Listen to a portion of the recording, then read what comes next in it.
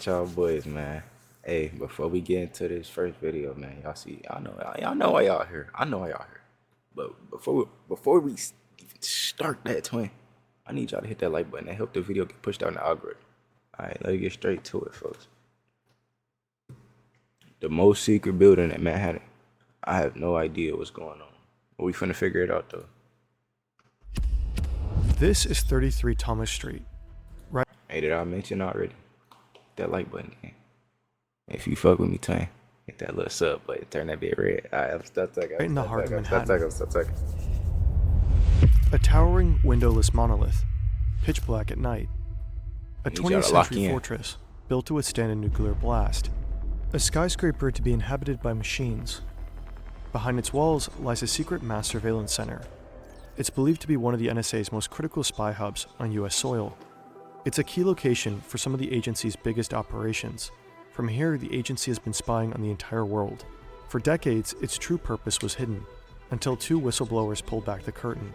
We got up close to this mysterious structure and couldn't resist trying to sneak inside. The security guard is still there. She has not moved. This Hey, is the hey, bro. This is not a movie game. Stay out. They're gonna fuck Slimy, bro. I can't even think about what they finna do to your ass. insane story of the NSA spy scraper.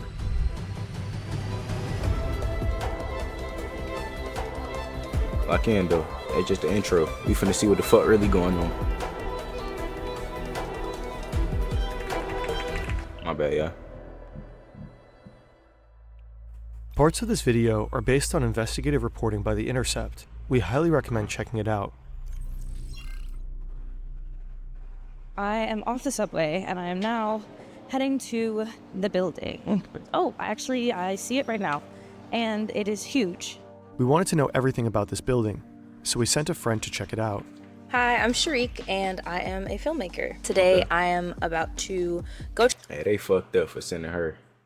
Y'all know y'all had some big husky ass, Tasmanian daredevil built ass niggas y'all could have sent up in there. Y'all sent this little ass, man, y'all fucked up. check out 33 Thomas Street. So I am heading there now and I'm taking you guys with me.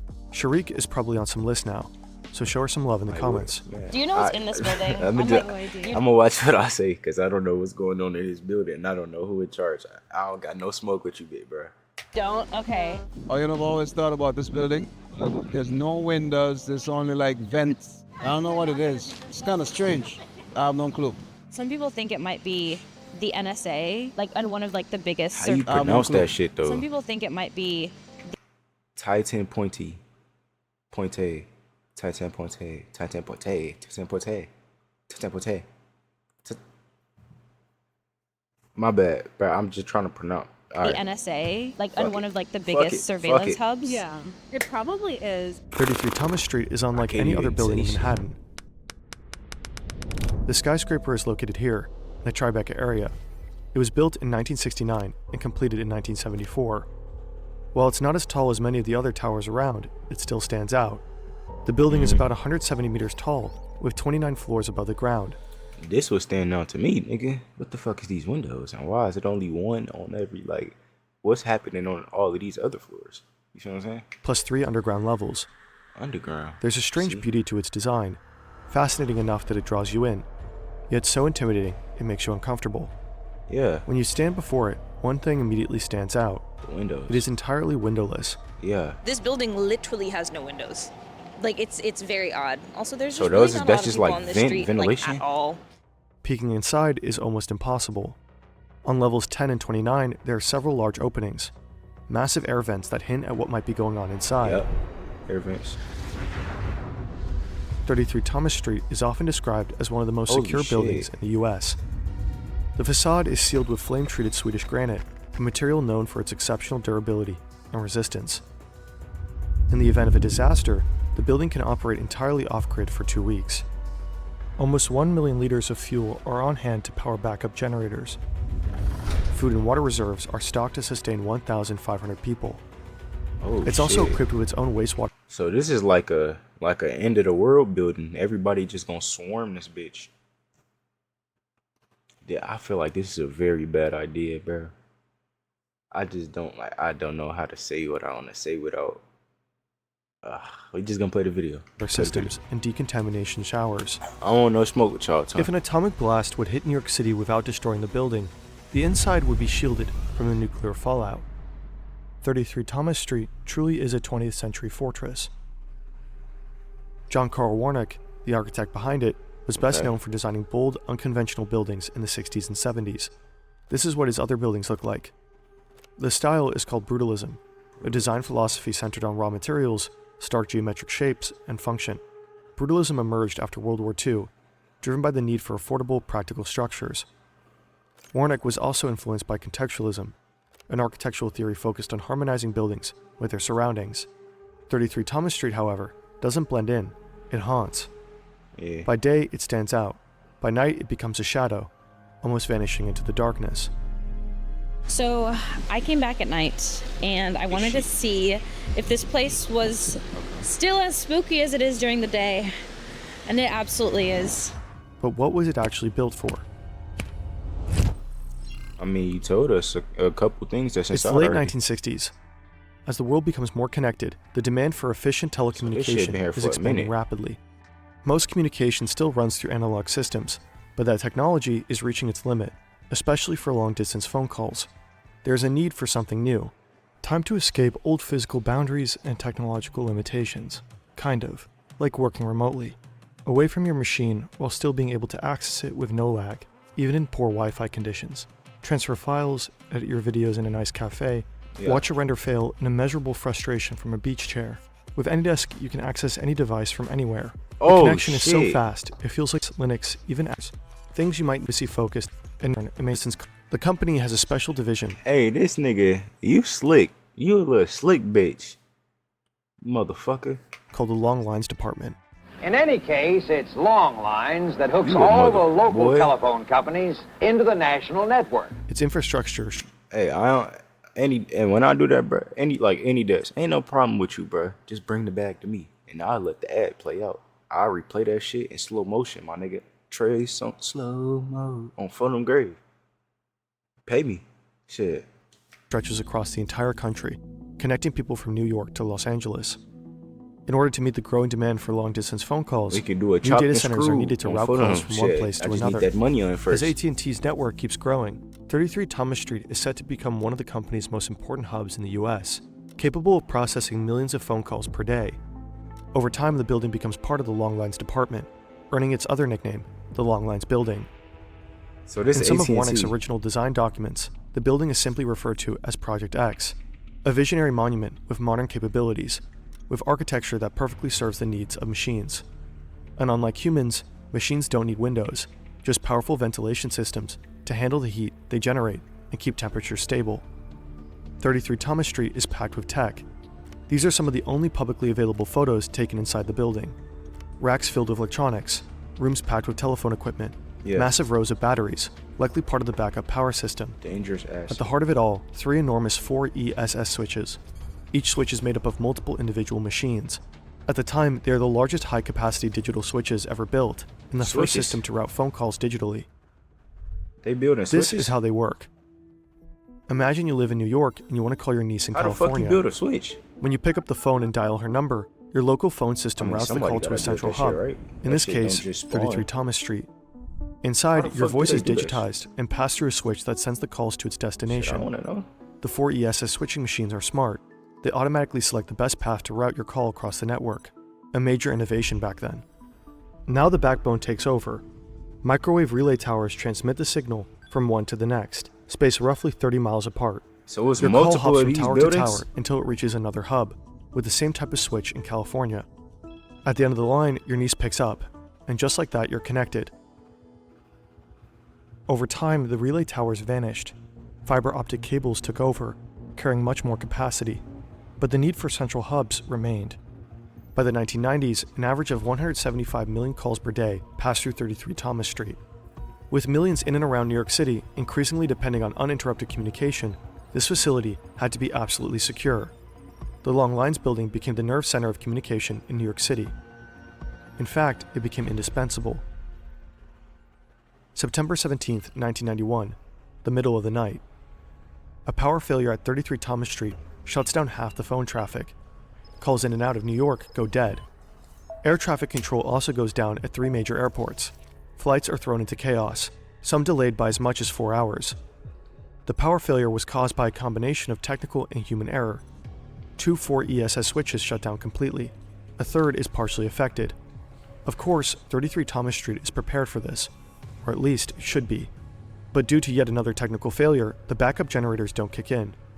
As a result, over 5 million calls are blocked, and air traffic communication to nearly 400 airports is disrupted.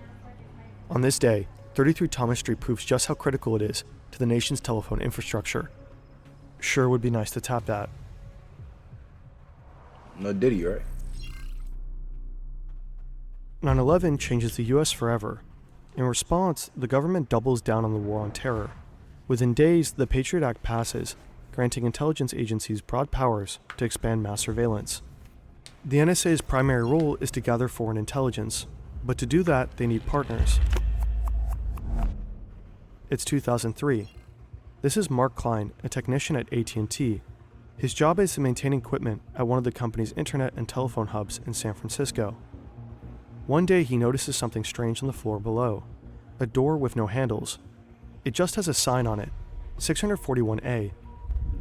The room sits directly below the 7th floor server room, where internet traffic from millions of people flows every day. Klein is curious. He wants to know what's behind that door. Eventually he comes across the building plans, and slowly he starts putting the pieces together. Room 641A is wired directly to the internet room upstairs. Klein discovers that it houses a device known as a splitter. A splitter copies internet traffic, the very data flowing through the servers above. Emails, phone calls, pictures, videos, the communications of millions, all duplicated and sent into room 641A. Mark Klein realizes he's uncovered something huge, but for now he stays silent. He's scared, and unsure if anyone would even believe him. In 2005, news breaks. President George W. Bush has quietly authorized the NSA to spy on American citizens. This is the moment Mark Klein decides to go public. With the help of a digital rights group, he files a class action lawsuit against AT&T on behalf of everyone whose data was secretly monitored. But in 2008, the case gets dismissed. Congress passes the FISA Amendments Act, a law that retroactively legalizes the surveillance program and grants AT&T legal immunity. Still, Klein's actions leave a mark. He exposed Room 641A and revealed that AT&T was helping the US government spy on its own customers. Holy And his shit. revelations are just the beginning, the calm before a much greater storm. Okay. In 2013, a 29-year-old NSA analyst tells his supervisors he's taking a couple of weeks off. He says it's for epilepsy treatment. In reality, he boards a plane to Hong Kong.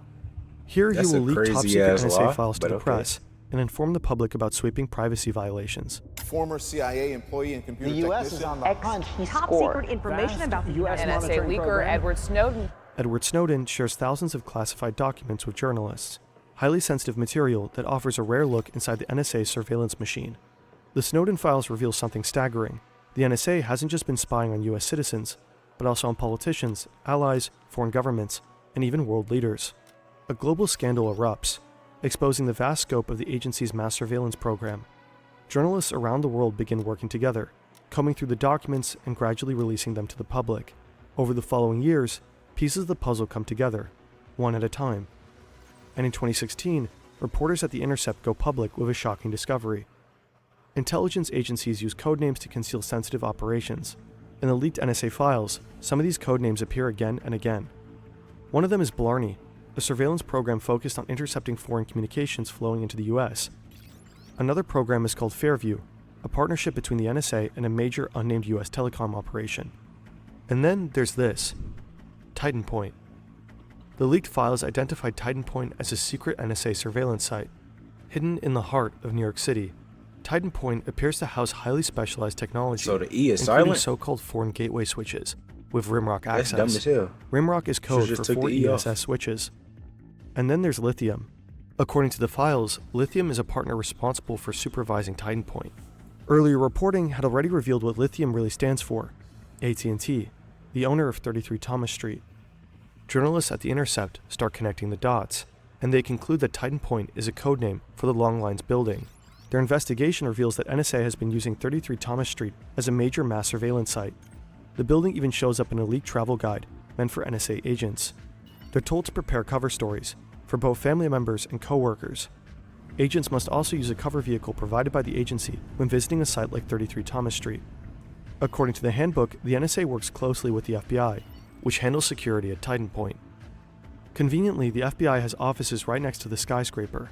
So here is 33 Thomas Street, and there is the FBI building. The guide also describes how to enter the building.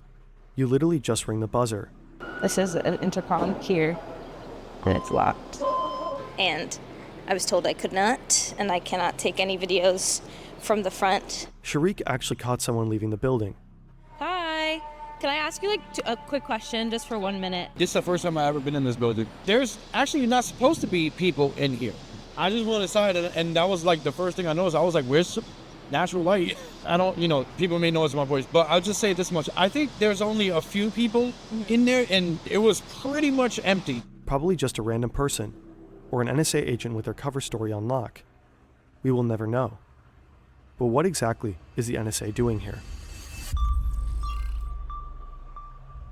According to The Intercept, there's a hidden room inside 33 Thomas Street, one that closely resembles Room 641A. In the Snowden leaks, it's referred to as a Sensitive Compartmented Information Facility, or SCIF for short. This room enables the NSA to tap into virtually all communications passing through the building. First, there are the 4 ESS switches inside the building, the routers that process millions of phone calls each day. Then, if you look at the rooftop of the building, you'll see massive satellite dishes. It's the only location in New York City where AT&T holds an official license for satellite earth stations. These dishes are likely part of Skid Row, a surveillance system designed to intercept internet data passing between satellites. They most likely capture video calls and video conferences. All intercepted data is funneled through an AT&T interface, then sent directly to NSA headquarters in Maryland. The NSA can then access it through a system called XKeyscore. I can see who you talked to. I can see who your friends on Facebook are. I can see the text messages you sent. I can read the emails you wrote. The NSA has developed its own search engine, a kind of Google for spies. XKeyscore lets NSA agents dig deep into anyone's life. Every bit of data captured from 33 Thomas Street and other hubs is at their fingertips, ready to be searched and analyzed. Let's say I want to read John Key's email. I enter his email address, and it sends that search to every one of these sensor networks around the world. And they search their local database of metadata and content, the content of all communications that pass through these sites. AT&T cooperated with the NSA in many instances. Internal documents even praise the company for its extreme willingness to help with NSA's missions. In 2003, a secret court order allowed AT&T to help the NSA wiretap all internet communications from the United Nations headquarters in New York. To this day, AT&T never publicly acknowledged its cooperation with the NSA, or what happens inside 33 Thomas Street. I'm still very curious what it will be like to go close, but the security guard is still there. Big. She has not moved at all. We reached out to AT&T for comment, but received no response. A 2018 report by The Intercept suggests that there are at least 8 other sites across the U.S. That's what I was thinking AT&T earlier. that the NSA may be using for surveillance. Chicago, Los Angeles, San Francisco, Seattle, Washington, D.C. They all look alike. Strange, windowless buildings. Architecture, not meant for people, but for machines. Machines hungry for the data of millions. So To us, just 33 machines on Thomas every Street, floor? with its mysterious humming presence, remains the most interesting one of them all. They And just also the most terrifying. info mining? No, that's a good video game.